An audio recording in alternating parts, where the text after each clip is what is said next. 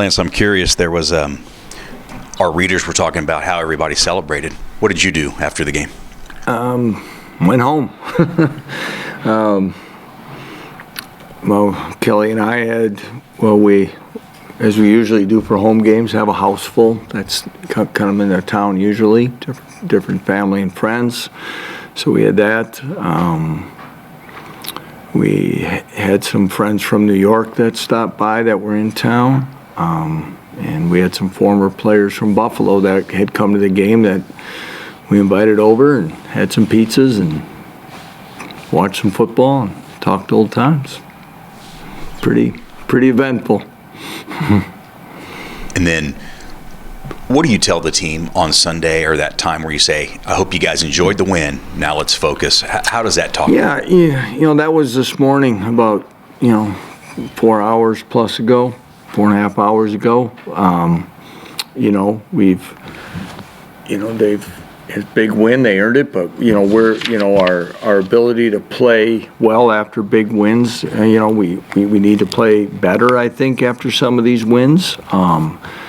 And how do we want to approach it? What do they want to do? They have an opportunity where we have to go on the road, play a first-place team, and opportunity for a lot of things are in front of us down the stretch here. There's a lot of great matchups. First of all, each and every week in this conference, but there are even a lot of people playing each other this week. And where are we going to be? Are we just satisfied with bowl eligibility? Or do we want to be a team that continues to take steps? So those are all the things. But on back to the, even what I said to them in the locker room was, how proud I was of them, and they should enjoy it and embrace it. But again, win or lose, you got to move on Mondays and got to make it happen. And you can walk around and let everybody tell you how great you are, but I know Coach Campbell and his staff are going to have, they're playing well, and they're going to have them ready to play. And just some early thoughts as you go through film, what do you see in Iowa State? Yeah, again, Matt's done a great job, always has. But, last year didn't go, as probably as well as they liked. They had fall, early or whatever, July, August distraction, and again, a sign of an excellent head coach is navigating his team through that, and they have. Had a couple losses early, and they've stayed to it. And you can see, I think they have like 10 seniors on the roster right now or something, and you can see this group of young players. They're well coached, they're fundamentally sound, they execute well, they play within their system, and he's got them playing really well and with a lot of confidence right now. Their quarterback continues to get better.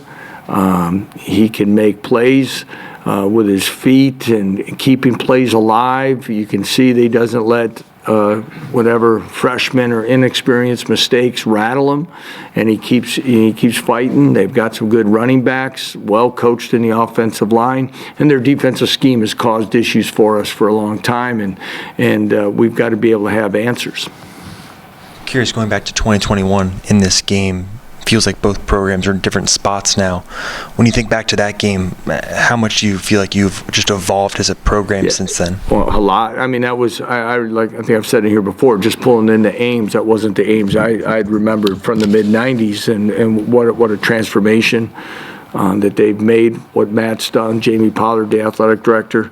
Again, that all of a sudden it was like, ooh, if this is part of the measuring stick of where we've got to move this thing, we got a lot of work to do. I think we're making those strides. That was a heavy experienced football team that completely got after us. Excellent college football environment. But I would say this, they're 4-1 on top of the league right now, so I don't say programs are too, completely different. I think we're different, but again, I think, Coach Campbell and in that staff has quietly put themselves right in a very good spot here down the stretch. Curious about kind of starting faster on the road. How do you feel like you guys have done in that regard this year, and what do you feel like you guys can do to start better in those games? Well, I'll tell you this. We don't sit there and go, let's see how slow we can start on the road this week, okay? I mean, it's, again, you talk about it, you look at your travel plans, you look at what you do at the hotel, how you get them going, what we're trying to do. You do that each and every week, Michael. I mean, again, you want to start fast at home and away. It isn't like, and there's certain things that happen, and going back to last week's game, we had the conversation, was they're explosive. If we win the toss, should we take the ball? Well, then we went and looked at Andy, looked at it, and he said every team has either gone 3 and out or Oklahoma had gotten a turnover. Well, the first series isn't really, if that backfires, then it's a double whammy. So, all those things. And I said, then the more we analyze it, usually we lose the toss like we did, and then it doesn't even matter because you don't really get to choose. So, but yeah, we want to start fast everywhere, and you got to, especially if you can on the road, and take the crowd out of it, and we're going to play on grass. We haven't done that a lot. We got to get used to those things. If you make it a big deal, or you have to prepare, but don't make it too big of a thing. So a lot of things to do, and getting off to a good start there is going to be important. And we saw Jalen warming up on Saturday. Just generally, what's it going to take for him to earn that starting job back? Well, again, that's not. We're not at that point. Okay, I'll just say that we're not at that point yet to decide that. He works that every day. Some days are better than others, and when Jalen Daniels is healthy, Jalen is the starting quarterback.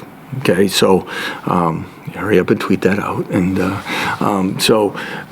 but we're not at that point today. I hope there's going to be this, but then I'll probably talk less about it.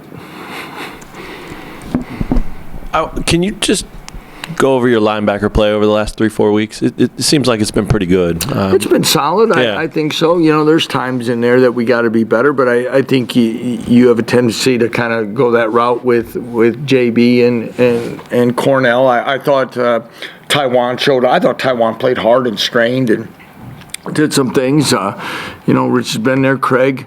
They all. I think, again, we keep talking about our depth.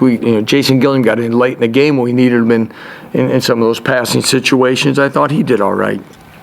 Continue to stress to that group. I think they gain confidence, understanding, and again, if we can stay healthy and fresh, they'll continue to play fast. Is there anything to that why over the last few weeks? Is it just experience, reps, why they've kind of shown up more consistent? Well, every guy's a little different, Matt. Okay, J.B. Brown, it's halfway through the season in this system and understanding what it's going to take and things like that. He's helping. We talked about Taiwan not being healthy the first month of the season. So now he's healthier, so we rotate. Guys are fresher, do some things. Cornell was not healthy in camp but had a solid spring. He shows up at, just at different times showing getting better. We talk about the Texas interception. We do some things. So, again, when guys are getting better, Jason has shown flashes. We've talked about his effort plays. And, okay, well, maybe this guy can play 10 snaps at a time. Maybe this guy's going to split a little bit more than the guys that have been playing 50 snaps a game are a little bit fresher in the fourth, and we just get better production. And if we can get to that point where you can play 6 and you're playing,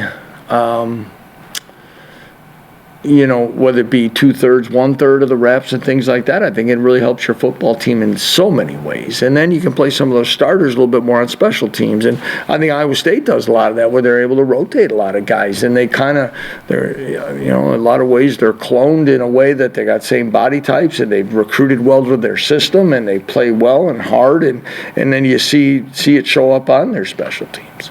You've praised Kobe Bryant plenty the last couple of years, but I wonder, when you play the number 6 team in the country and you get a win like that, and he doesn't show up on the defensive stat sheet but his impact's enormous. Can you just talk about his impact the other day? You study that stat sheet more than me, probably, because I look at how we do holistically in this thing of, because stats can be misleading. Right. And I think Kobe, sometimes he gets a little down and frustrated because he wants to make more impact, but I think he's respected by offensive coordinators, and he has to remain patient. And this isn't by any means saying I predicted or had a premonition that Melo's going to have a pick six, but I just wondered when one of those opportunities for Melo was going to come, because they've thrown that way a lot more. He's got a really good feel for things, and one of these times he was going to let it go, but then we lost him. He played 7 snaps the whole game. So, but yeah, Kobe's done a great job. And part of understanding and growth is the respect that he's given, but he's going to have his opportunities down the stretch. Yeah, and when you explain that to him, like, hey, they're not throwing at you, that is a big impact. Does he get that? I mean, I think so. It doesn't mean he likes it, right. But as I've said many times, I said it to the team Friday night. Kobe's one of the most competitive guys there is. Between rock, paper, scissors, and shadow box or whatever they play and everything else, he's always going to find a way to compete, and that's what I love about him. It's what makes him the player that he is, and so I think again that's part of. Understanding again what this game is, and it's a team game, and you got to find it, but you also got to be ready, because just about that time, and you got to stay disciplined, because that's when you get a double move on you or something like that when you're trying to make something happen. Real quick, last one from me. Jalen's status the other day, I meant to ask you Saturday, was he in an emergency role? He was dressed. Okay, thanks. Coach, is there any difference in the tone in sharing game film with the team coming out of a huge win, out of a game that really could have gone either way in a lot of different spots? Do you want to keep it more positive than you might otherwise, or how do you approach a game film after a big game like that? That's a coordinator position coach, decision. I don't say, hey, do this or that. It's, like to a fault, I probably turned the page way too fast, maybe in some of those in those situations. But again, and you've heard me say this before, those of you who've been here for 2+ years, is one of the things I always say after the game is, win or lose, we've got to be able to come in and be coachable and accept what's on the film. Yeah, we want to show good plays.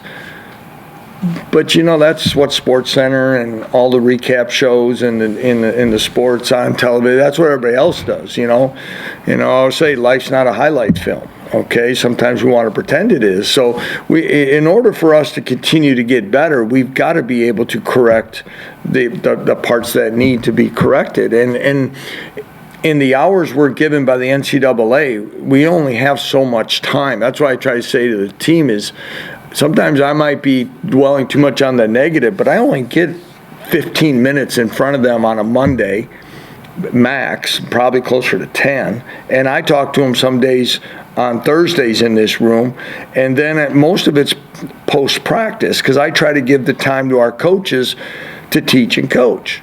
So we've got to be able to address what needs addressing, and then, I didn't say not overly negative, but there's enough people outside this building that are telling everybody how great they are.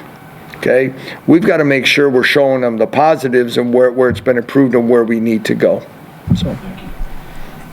Just looking at your journey and Coach Campbell's journey, do you see the similarities there? I mean, coming from D3 and, kind of... Yeah, he comes from a highly successful Division III program. I have great respect for Matt and his journey, and I'd say that. I mean, I could go on. There's a few like that. But, I think I want to say my first year at Buffalo was his last year at Toledo. We did not play each other that year. Didn't know each other very well, but through some meetings and things like that we have in the spring, and Chance really had Chance. And, again, we have a lot of common people that we know and respect, and I think, the similarities of going there. And, the question was asked about our first game there, and Matt was, I don't know, gave a lot of words of encouragement, I guess, kind of what he went through of staying with the way we do it. It'll work. Just, don't let anybody tell you differently, and go about it, because, because that's where, again, he said it'll play out for you, and I'll always remember that. Appreciate that. And then just with Jalen, nothing's changed regarding his redshirt. I'm sorry? Nothing has changed with Jalen, potentially redshirting or anything like that? No, that has never been discussed. Never. Okay. You mentioned Jason Bean standing up and talking to the team. I know the social people put that out there, but how would you describe Jason's leadership style? Well, vastly improved. Pretty quiet guy. Respected though, but I think Jason's one of those guys that his confidence as a leader has grown with his confidence in the offense and his personal play. And and when he got here and going through everything, it was kind of that. But to watch him, I think I can't speak for the locker room on this, but I know the minute he stepped back on campus to be part of this team last January, I think his respect in the locker room grew even more. And I'm curious with Lawrence Arnold, what has impressed you most about this season for him? He continues to come up with big catches for us, as we know. I think, though, like a lot of guys want targets and catches and that, I think he's understanding the big picture and how it plays out for all the guys a lot better.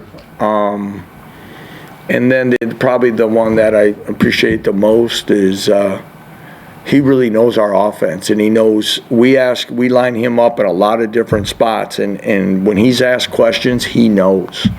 And again, to all of us in the room here, because some days, I don't know, they got more personnel groupings than I know, and he knows which one. He's not just, there's offenses in this country where you're the left outside receiver and you're the right inside receiver, and you line up in these little spots, and that's it.